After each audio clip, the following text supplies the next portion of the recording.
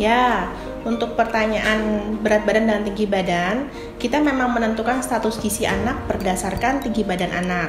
Jadi berat badan diplotkan dari tinggi badan dia.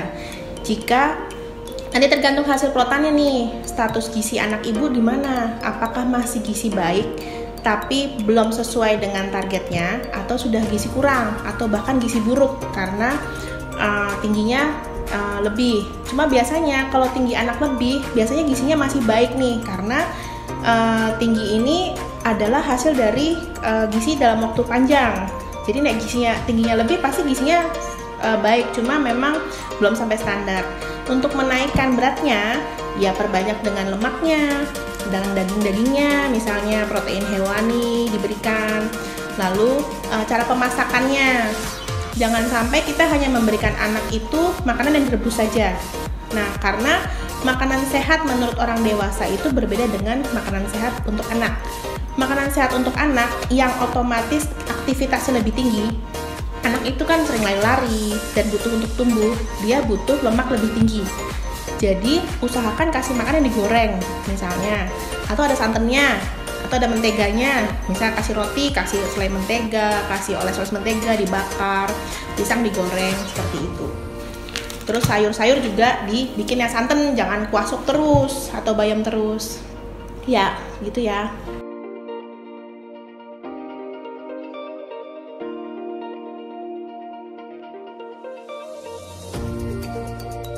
Nah, anak 16 bulan berat cuma 8 kilo sepertinya kok kurang ya.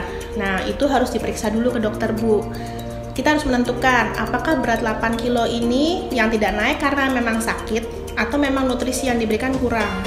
Kalau memang sakit, kita harus screening apakah mungkin keponakan ibu ternyata ada penyakit yang tidak diketahui sebelumnya, misalnya seperti paling sering TBC, flek paru, atau mungkin ada kelainan jantung, atau mungkin sering sakit, sering batuk pilek setiap bulan karena gizinya kurang. Nah, itu yang harus diperiksa ke dokter dulu. Kita cari adakah penyakit yang dibawa anak itu.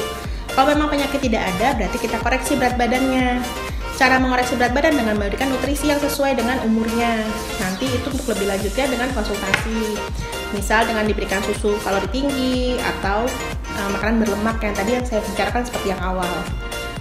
Gitu.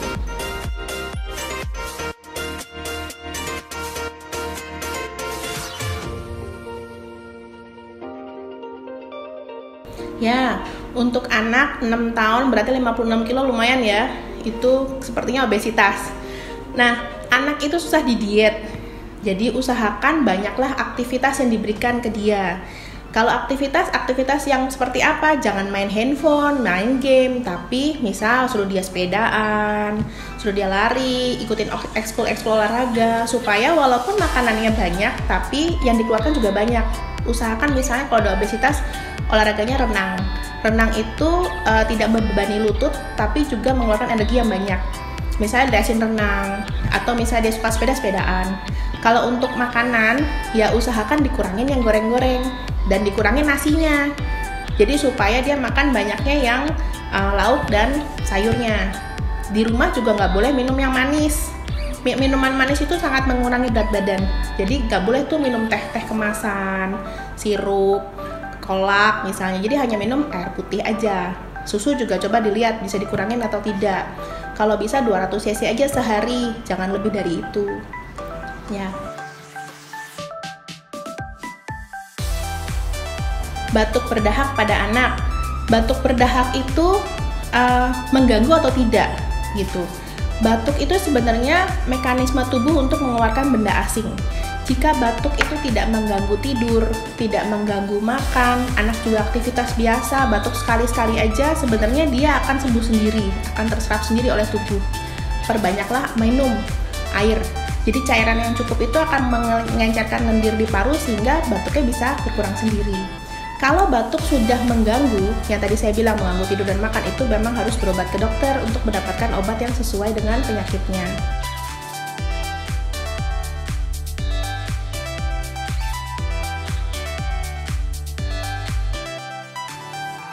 Ya, anaknya suka bindeng.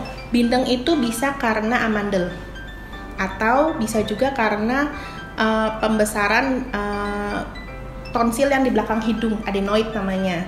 Jadi memang harus periksa ke THT, apakah memang ada amandel yang membesar atau adenoid yang membesar yang menyebabkan suara anak ibu bindeng.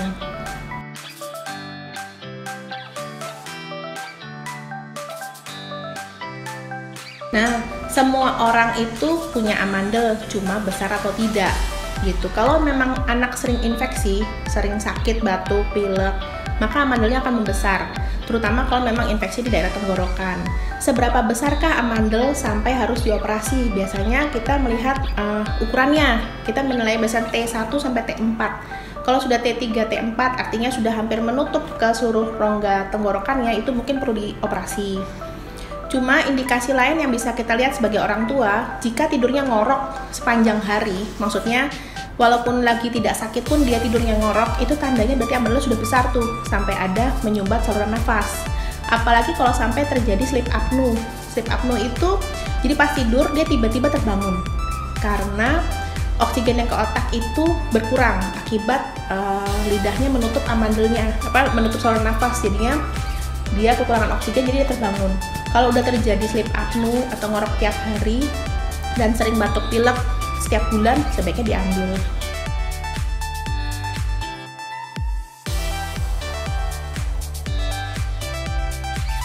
Nah, anak 2 tahun belum bisa jalan, cari penyebabnya dulu. Kenapa? Misal, ternyata dia gizi buruk nih, kurus banget, jadi nggak punya energi untuk jalan. Ya naikin dulu beratnya, bersamaan dengan memang kita terapi. Wajarnya 90% sampai 100% anak, 90% anak tuh jalan di umur 15 bulan. Maksimal bisa kita tunggu sampai 18 bulan. Tapi itu pun dengan pengawasan ketat. Kalau sudah 2 tahun belum bisa jalan, nah itu memang harus periksa ke dokter untuk dinilai seberapa parahkah dia nggak bisa jalan. Ternyata bisa ditahan nih, atau hanya bisa sampai rambatan, atau hanya bisa merangkak. Kan itu beda-beda tata laksananya. Cuma memang 2 tahun belum bisa jalan harus dibawa periksa, dan kemungkinan besar harus fisioterapi.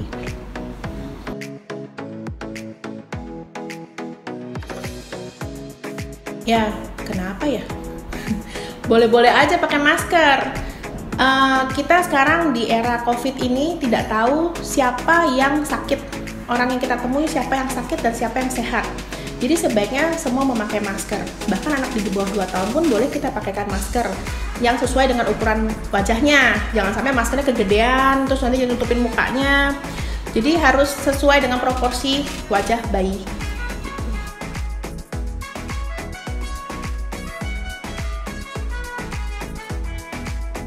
Nah, anak bisa terkena cacar jika tergantung dengan lingkungan dan tubuhnya juga dari jadi host, environment, dan agent.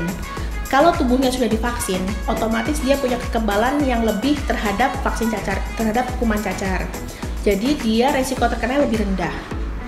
Cuma kalau memang sekitarnya pada sakit semua, berarti virus yang ada di sekitar banyak, mungkin bisa terkena nih. Karena saat itu mungkin daya tahan tubuhnya pas lagi jelek, jadinya dia tetap bisa terkena. Cuma kalau sudah divaksin, biasanya virusnya tidak begitu parah, jadinya seandainya kena pun total-totalnya tidak terlalu banyak dibandingkan anak yang belum pernah divaksin sama sekali.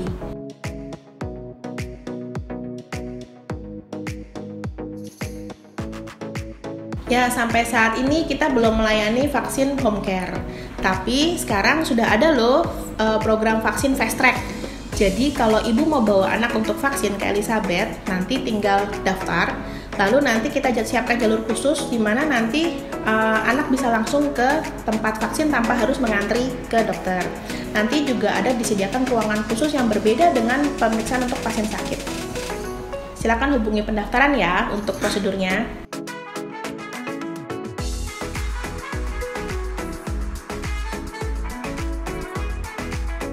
Kalau demam dan tidak bisa jalan, ini kita harus cari dulu nih penyebabnya apa dia nggak bisa jalan, dan anaknya umur berapa.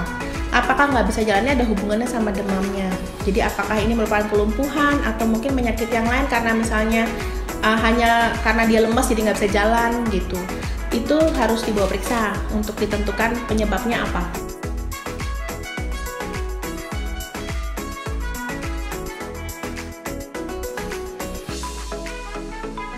Kapan kita harus bawa anak periksa kalau COVID? COVID tuh tetap harus bawa periksa kalau dia misal muntah-muntah terus, dehidrasi, pipis berkurang, anaknya lemas atau diare yang berlebihan sampai dia lemas.